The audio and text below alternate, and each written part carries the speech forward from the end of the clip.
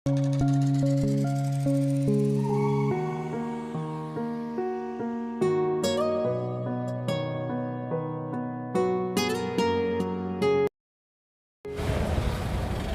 दोस्तों, सिमन्या पैलाग।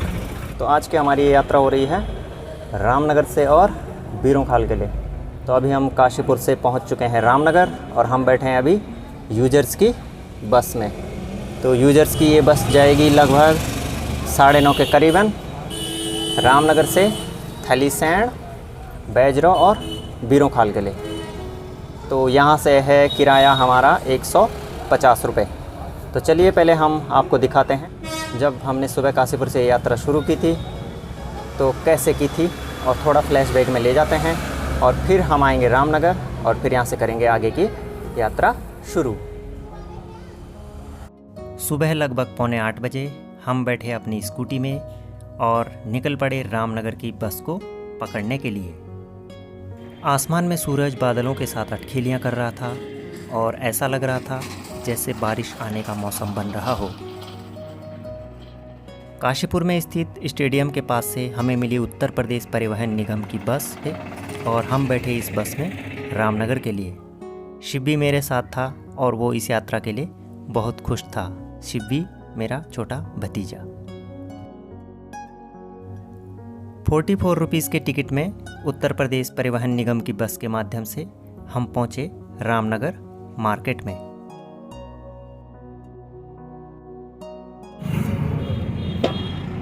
क्या भाव है? 40 रुपये।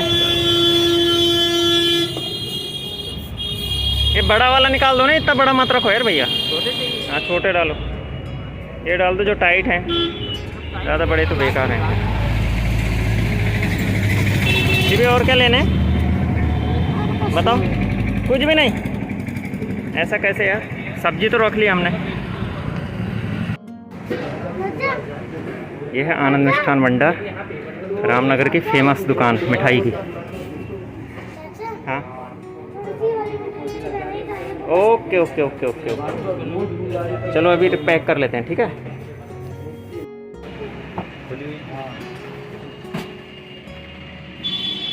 कर दो भैया। रामनगर की स्थापना कुमाऊं कमिश्नर एच रैमजे द्वारा ब्रिटिश शासनकाल में सन 1856 से 1884 के बीच की गई थी। बाद में इसी रैमजे नगर को लोग रामनगर कहने लगे थे और अब यही नाम इस शहर की पहचान बन गया है। जिम कॉर्बेट पार्क का प्रवेश द्वार होने के कारण यहाँ प्रतिवर्ष लाखों की संख्या में पर्यटक आते हैं। रामनगर भारत के पर्वतीय राज्य उत्तराखंड के नैनीताल जिले में स्थित है। जिला मुख्यालय नैनीताल से इस शहर की दूरी लगभग 65 किलोमीटर और भारत की राजधानी दिल्ली से लगभग 260 किलोमीटर है। रामनगर जिम कॉर्बेट पार्क के लिए विश्व प्रसिद्ध है। यह शहर पहाड़ों की तलहटी में कोसी नदी के तट पर बसा हुआ है। यह नगर पश्चिमी कुमाऊं एवं पौड़ी जनपद के कुछ क्षेत्रों का प्रवेश द्वार है। रामनगर रेल एवं सड़क मार्गों से देश के अन्य शहरों से जुड़ा हुआ है। यह नगर लीची की खेती के लिए प्रसिद्ध है और गर्जिया या गिरजा देवी का मंदिर भी इसी रामनगर के निकट स्थित है। रामनगर से पर्वतीय क्षेत्रों के लिए यातायात संचालन के लिए कुमाऊं मोटर ऑनर्स यूनियन की स्थापना सन 1939 में काठगोदाम में की गई थी और भारत की आज़ादी के बाद सन 1958 में गढ़वाल मोटर यूजर्स की स्थापना की गई थी। वर्तमान में इस कंपनी के माध्यम से गढ़वाल के विभिन्न क्षेत्रों के लिए निरंतर बस सेवाएं संचालित होती रहती हैं। नियमित रूप से प्रातः 3:30 बजे से और शाम के 3:30 बजे तक गढ़वाल मोटर यूजर्स के इस कार्यालय से उत्तराखंड के पर्वतीय क्षेत्रों के लिए बसों का संचालन होता रहता है। यदि इन यातायात कंपनियों को पर्वतीय क्षेत्र की लाइफलाइन कहा जाए तो यह कोई अतिशयोक्ति न होगी।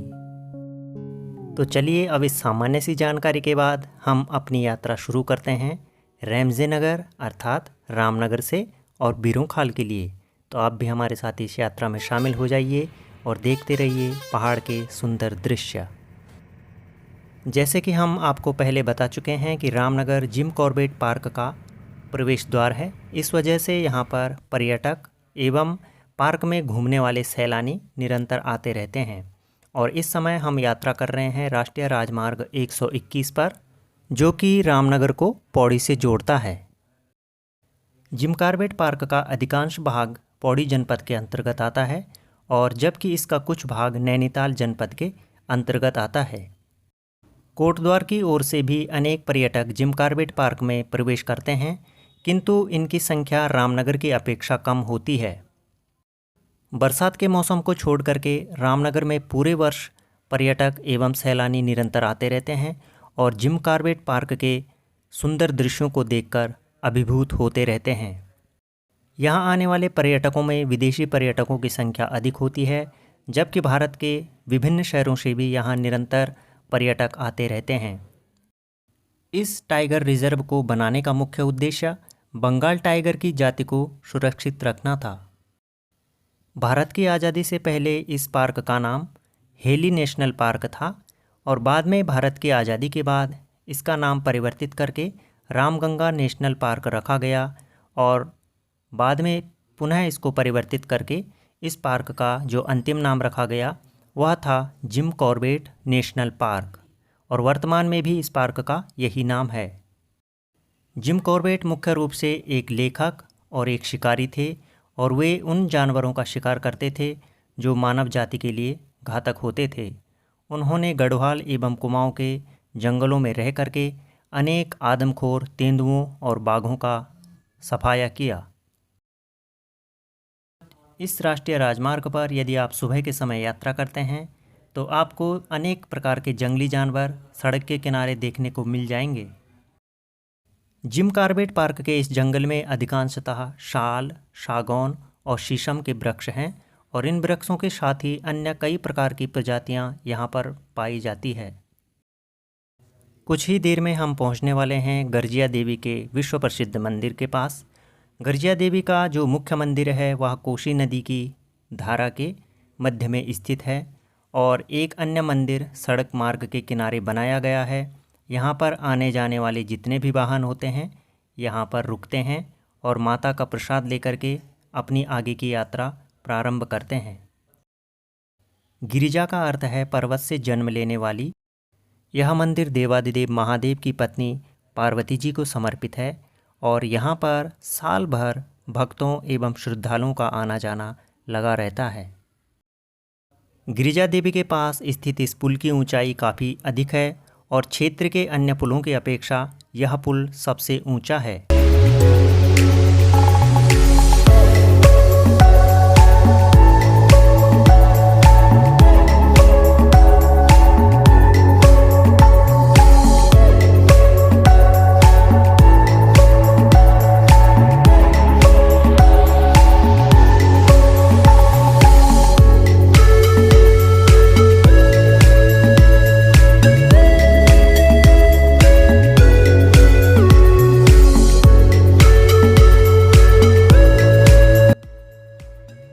अब हम पहुंच चुके हैं धनगढ़ी नामक जगह पर।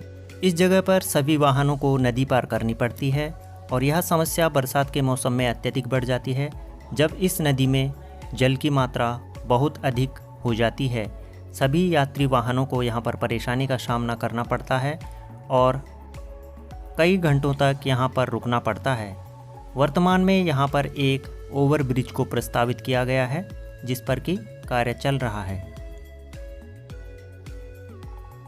कुछ ही देर में हम पहुंचने वाले हैं मोहान नामक जगह पर। मोहान एक छोटा सा कस्बा है और यहाँ पर चेक पोस्ट है पुलिस की।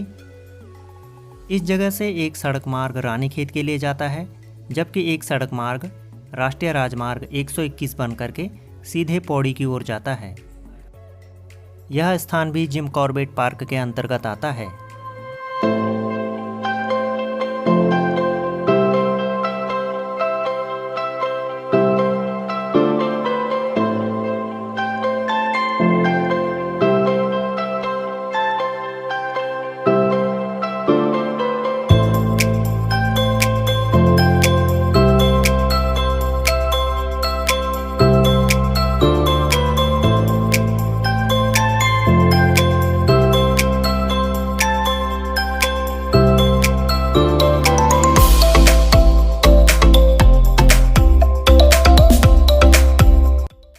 रामनगर से 28 किलोमीटर की दूरी पर स्थित है दुर्गा देवी गेट और यह भी है जिम कॉर्बेट पार्क का एक प्रवेश द्वार।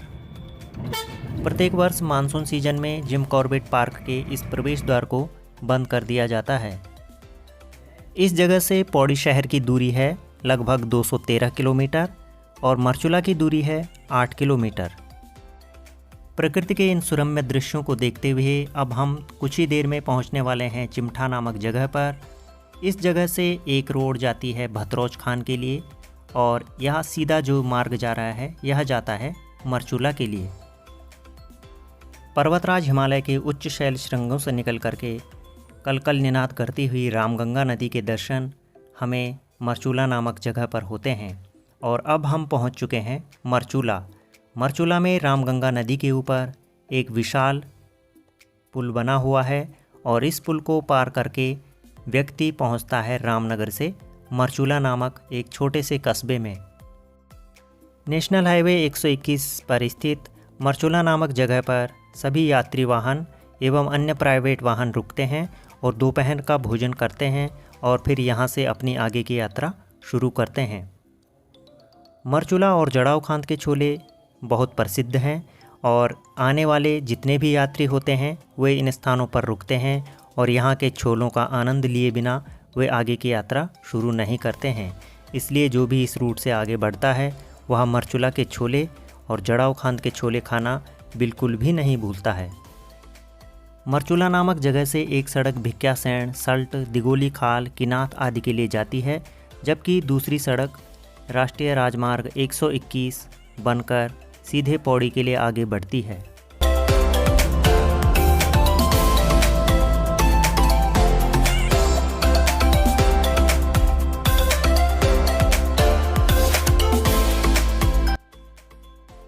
अब हम प्रवेश कर रहे हैं अल्मोड़ा जनपद से पौड़ी जनपद में और यह है दोनों जनपदों का सीमा क्षेत्र।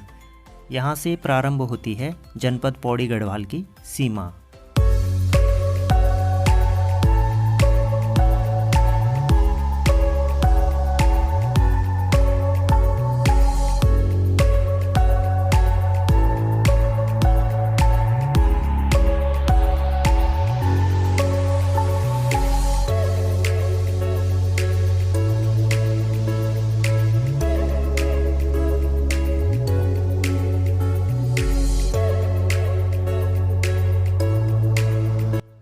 लगभग 1 घंटे और 40 मिनट के सफ़र के बाद अब हम पहुंच चुके हैं शंकरपुर नामक जगह पर और शंकरपुर में हम करेंगे दोपहर का भोजन और फिर इसके बाद हम करेंगे आगे की यात्रा शुरू।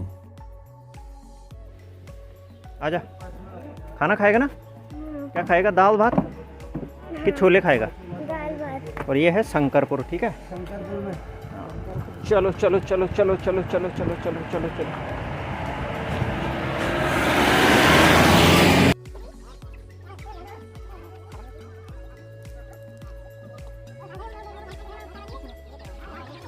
तो दोस्तों अभी हम पहुंच चुके हैं बिष्ट भोजनालय में और ये है शंकरपुर। तो शंकरपुर में कुछ देर के लिए बस रुकी हुई है।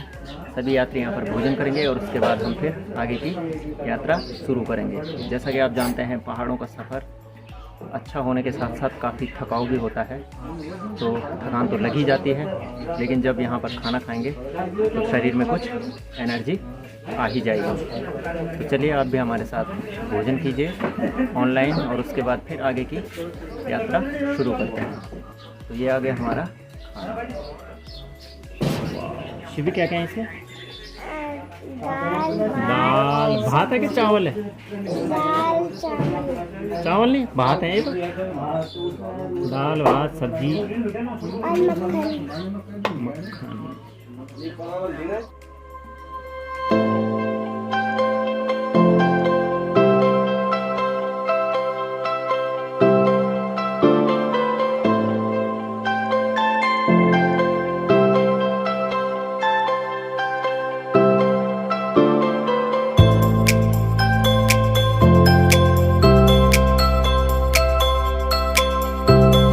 दोस्तों ये है शंकरपुर मार्केट और अब हम आ चुके हैं होटल से खाना खा करके और यहाँ से हम आगे की यात्रा अब शुरू करते हैं। जो हमारा अगला स्टेशन होगा वो होगा सल्ड महादेव। बिस्ट होटल में हम कर चुके हैं भोजन और अब हम यहाँ से करते हैं आगे की यात्रा शुरू। तो चलिए आप भी हमारे साथ पहाड़ों की इन हसीन वादियों में रामनगर टू वीरों खाल। शंकरपुर और सल्ड महादेव के बीच में पहले रोड का चौड़ीकरण किया गया था और चौड़ीकरण के बाद अब रोड को सही ढंग से बनाया जा रहा है और जो पुस्ते टूट रखे हैं बरसात के सीज़न के कारण उन्हें फिर से बनाने का कार्य निरंतर जारी है। पहाड़ की इन दुर्गम सर्पिलाकार सड़कों पर वाहन चलाना कोई आसान काम नहीं है, इसलिए हम उन सभी चालकों एवं परिचालकों का धन्यवाद इस ब्लॉग के माध्यम से करते हैं जो कि इन पर्वतीय मार्गों पर अपने वाहनों को ले जाते हैं और हमें अपने गंतव्य स्थानों तक पहुंचाते हैं, हमारे गांव तक हमें पहुंचाते हैं।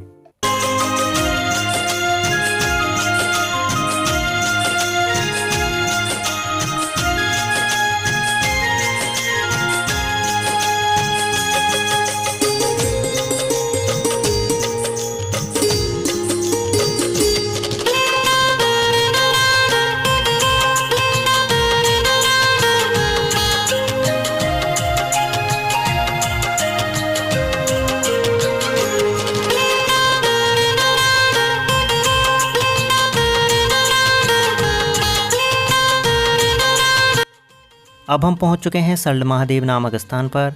सल्ड महादेव में भगवान शिव का एक विशाल मंदिर स्थित है जो कि अत्यंत प्राचीन है।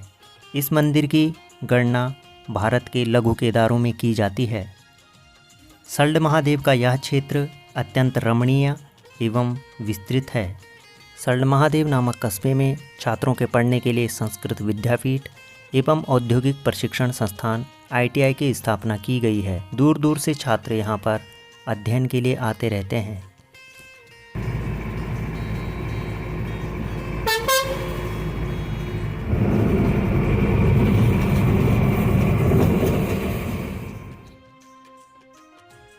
सल्ड महादेव से हमारी बस निरंतर चढ़ाई चढ़ते हुए अब पहुँच चुकी है खिरेरी खाल नामक जगह पर। यह एक छोटा सा कस्बा है और कई गांवों के लोग यहाँ पर अपनी रोज़मर्रा के सामानों को लेने के लिए आते हैं। इस स्थान पर राष्ट्रीय राजमार्ग की स्थिति अत्यंत जर्जर हो रखी है और इसको सुधारने के लिए निश्चित रूप से प्रयास किए जाने चाहिए जिससे कि क्षेत्रीय जनमानस को किसी भी प्रकार की समस्या का सामना न करना पड़े। डुंगरी की तरफ बढ़ने पर हम पाते हैं कि सड़क मार्ग अत्यंत जर्जर स्थिति में है और यहाँ पर सड़क के सुधारीकरण का कार्य प्रगति पर है और जो सड़क की ऊपर की लेयर है उसको निकाला जा रहा है और फिर इस पर पुनः तारकोल लगाया जाएगा। उत्तराखंड के पर्वतीय भागों से निरंतर पलायन हो रहा है और गांवों को छोड़कर लोग शहरों की ओर भाग रहे हैं और यह प्रक्रिया आज से नहीं बल्कि 15-20 साल पहले से ही शुरू हो चुकी थी, जबकि लोगों ने अपने गाँव को छोड़ना शुरू किया और शहरों की ओर बढ़ने लगे। इसका दंश हमारे गांव आज भी झेल रहे हैं जो कि वीरान होकर अब बीहड़ बनते जा रहे हैं और डुंगरी भी इससे अछूता नहीं रहा। राष्ट्रीय राजमार्ग 121 पर आगे बढ़ते हुए अब हम पहुंच चुके हैं अदाली खाल नामक जगह पर। अदाली खाल एक विस्तृत कस्बा है और कई गांवों के लोग इस कस्बे पर निर्भर रहते हैं और अपने रोज़मर्रा के सामानों को लेने के लिए इस बाज़ार में निरंतर आते रहते हैं।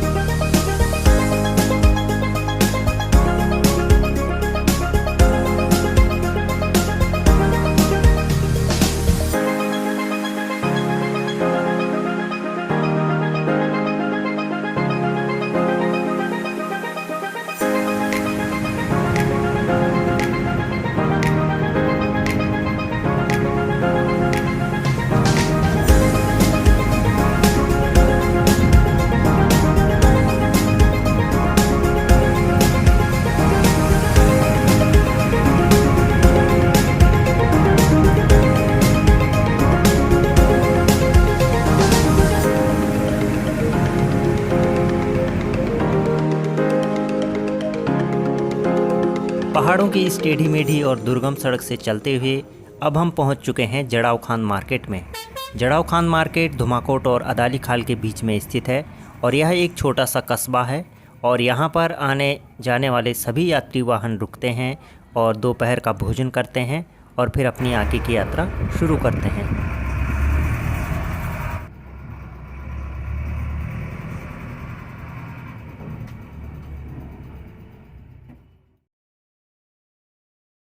जड़ाव खान से धुमाकोट की दूरी लगभग 5 किलोमीटर है। धुमाकोट मार्केट मुख्य सड़क से लगभग 1 किलोमीटर की दूरी पर स्थित है। इस रूट पर चलने वाली सभी बसें धुमाकोट मार्केट अवश्य जाती हैं।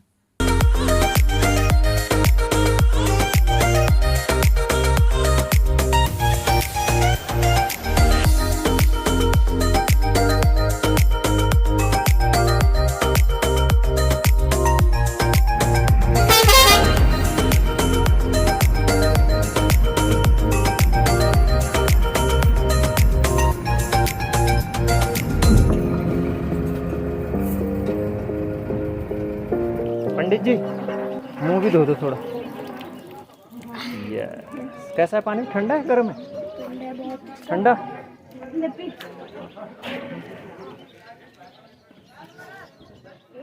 तो दोस्तों अब पहुंच चुके हैं हम धुमाकोट में और अब जो हमारा अगला स्टेशन होगा वो होगा दीवा देवी का मंदिर। तो यहाँ से जाएगी गाड़ी ऊंचे ऊंचे पहाड़ों की तरफ।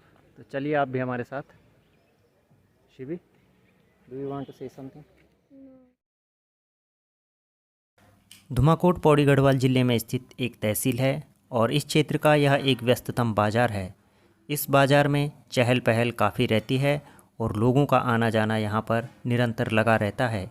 यहाँ से अनेक स्थानों के लिए निरंतर बस सेवाएं संचालित होती रहती हैं। राष्ट्रीय राजमार्ग 121 पर आगे बढ़ते हुए लिस्टाखेत नामक जगह पर वन विभाग की चौकी है और यहाँ से होता है जंगल का रास्ता शुरू और यह एक निर्जन क्षेत्र है और यहाँ पर स्थित है दीवा देवी का प्रसिद्ध मंदिर। इस समय हम बढ़ रहे हैं दीवा डांड के घने जंगल से आगे और यहाँ पर जो सड़क मार्ग है यह काफ़ी संकरा है। इस कारण यहाँ वाहन चलाने में विशेष रूप से अधिक सावधानी बरतनी आवश्यक हो जाती है।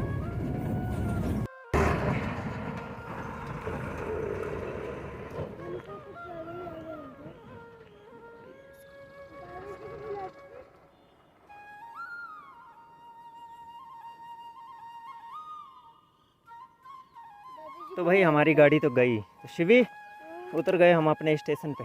तो दोस्तों हम उतर चुके हैं बस से और यहाँ मौसम हो रखा है ज़बरदस्त। बारिश हो रही है, हल्की हल्की बूंदाबांदी और आसमान में लगे हैं बादल, ये आप देख रहे हैं। और शिवी भी रेडी है अब पैदल चलने के लिए बस से उतर करके। क्यों शिवी, आर यू रेडी? यहाँ से हम करेंगे क्लाइंबिंग, ठीक है ना? तो दोस्तों यहाँ से जो हम अगला ब्लॉग बनाएंगे वो दूसरे ब्लॉग में हम उसको ऐड करेंगे, ठीक है ना? क्योंकि ये ब्लॉग काफ़ी लंबा हो चुका है। तो अब हम इस ब्लॉग को करते हैं यहाँ समाप्त और दूसरे ब्लॉग के साथ हमारे इस चैनल के साथ जुड़े रहिएगा और चैनल को ज़रूर सब्सक्राइब कीजिएगा। और इसी तरह के पहाड़ के, अपनी संस्कृति के और अनेक नई नई जगहों के वीडियोस हम आपके लिए इस चैनल के माध्यम से बनाते रहेंगे। बहुत बहुत धन्यवाद। बाय करो।